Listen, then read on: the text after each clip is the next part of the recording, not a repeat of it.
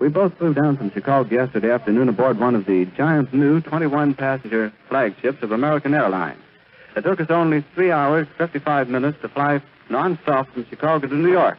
When we landed at Newark, we found another flagship of American Airlines waiting to take us to Lakehurst with our equipment when we were ready to go. And incidentally, American Airlines is the only airline in the United States which makes connections with the Hindenburg. The Hindenburg left Frankfurt, Germany, Tuesday evening, rather, at 7:30 their time. And for better than 2.5 days, they've been speeding through the skies over miles and miles of water here to America. Now they're coming in to make a landing of the Zeppelin. I'm going to step out here and cover it from the outside. So as I move out, we'll just stand by a second. Well, here it comes, ladies and gentlemen. We're out now outside of the hangar, and what a great sight it is. A thrilling one.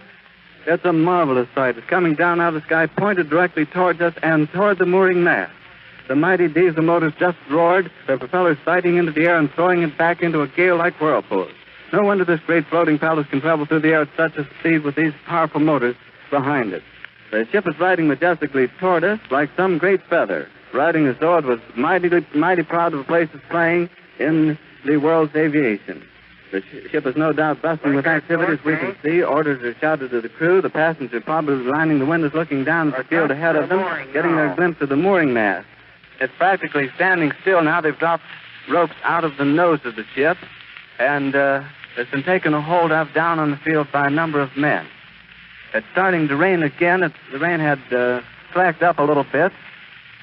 The back motors of the ship are just holding it just enough to keep it from... It burst into flames. Get it started. It's crashing. It's crashing terrible.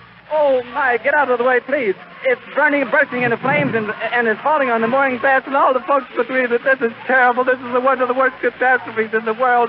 Oh, it's the place is 400 or 500 feet into the sky. It's a terrific crash, ladies and gentlemen. The smoke and the flames now, and the frame is crashing to the ground, not quite to the mooring mast. All the humanity and all the passengers screaming around it. I can't talk to people. His friends are out there. I can't talk, ladies and gentlemen. Honest, it's just laying there, a mass of smoking wreckage. And everybody can't hardly breathe and talk and screaming. Lady, I'm sorry. Honestly, I can hardly breathe. I'm going to step inside where I cannot see it. Charlie, that's terrible. Listen, folks, I'm going to have to stop for a minute because I've lost my voice. This is the worst thing I've ever witnessed.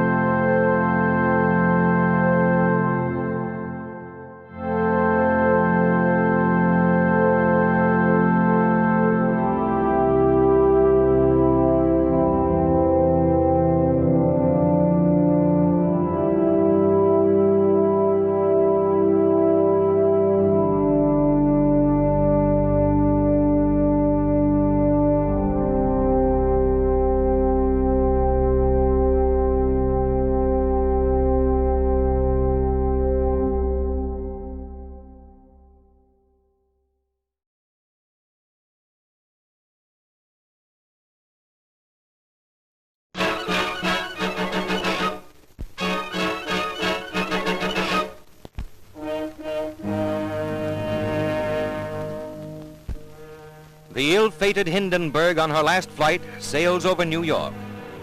These pictures, made from a Pathé News plane less than 4 hours before the tragedy, show the world's largest airship heading for Lakehurst, New Jersey. Over Newark's famous auto skyway, the airship was hailed by thousands who little dreamed it was their final glimpse of the Hindenburg. Inside the silver envelope are 16 separate gadgets. From the ground, you can see the forward control cabin from which the ship is operated. The windows along the side indicate the location of the passengers' quarters, in which many were carried to a flaming death. Approaching Lakehurst, the Hindenburg appeared a conquering giant of the skies, but she proved a puny plaything in the mighty grip of fate. It almost seemed as if fate had set the stage for the horrible tragedy. A graceful craft sailing serenely to her doom. For 3 hours, the dirigible circled the landing field at Lakehurst, New Jersey, dumping more water ballast than ever before in vain efforts to level off.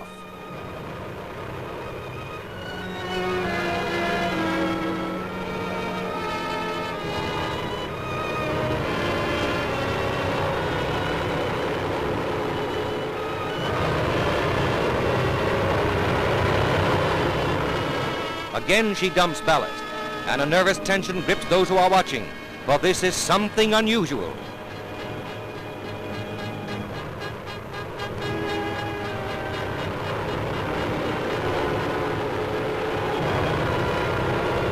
There goes more ballast, but the tail is settling in spite of all that has been dumped. A grim note of impending tragedy.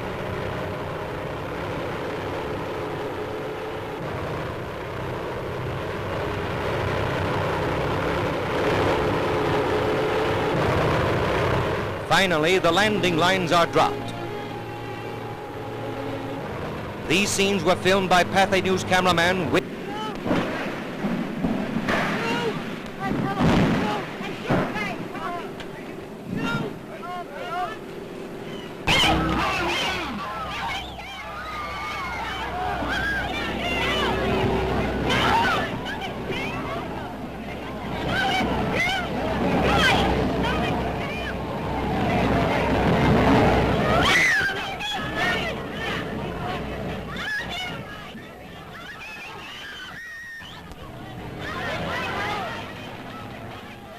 Rushing to the rescue, the heroes of the tragedy dash in, heedless of danger, to help the injured to safety, while others, beyond help, perish in the flames.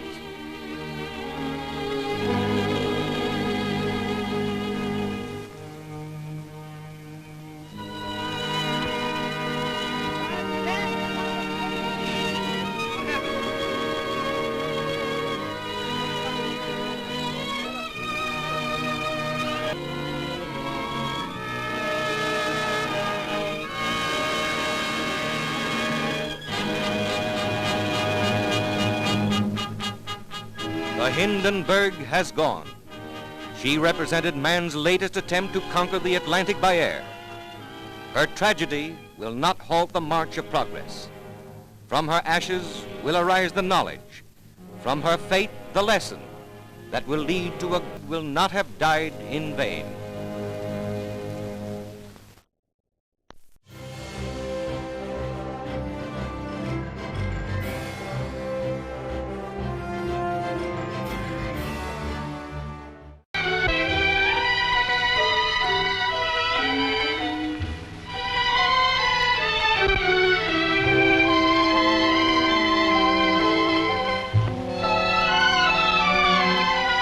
Nearing the fatal end of her first Atlantic trip of the season, the Hindenburg approaches the mooring mast at Lakehurst.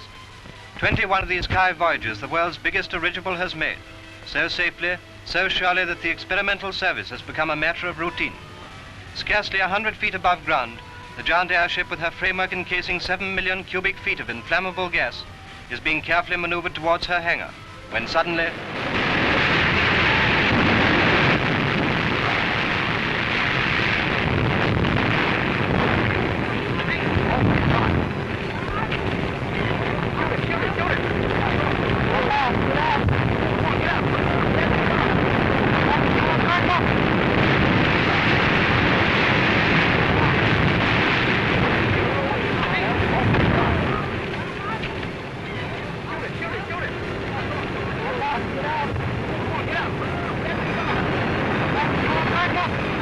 inexplicable, appalling tragedy is a matter of seconds. It seems almost incredible that anyone should escape. Yet 2/3 of those on board survive what is, next to the R-101 disaster, the worst in the history of aviation.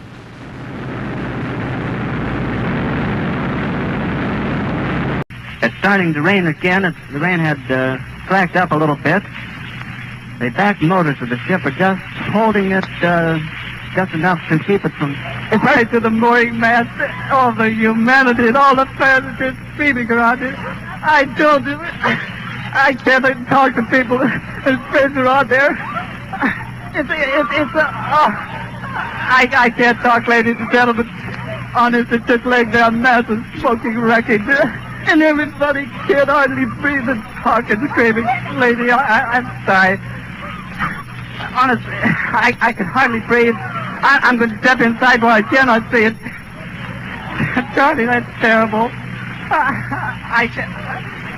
Listen, folks, I'm going to have to stop for a minute because I've lost my voice. This is the worst thing I've ever witnessed.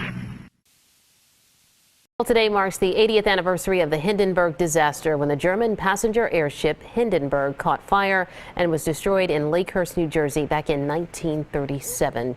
The infamous disaster killed 36 people. Werner Donor remembers the horrifying scene vividly. He was there as his family jumped from windows of the aircraft as it fell to the ground, and he is the last survivor to tell his story. Eyewitness News reporter Alexandria Hoff has more.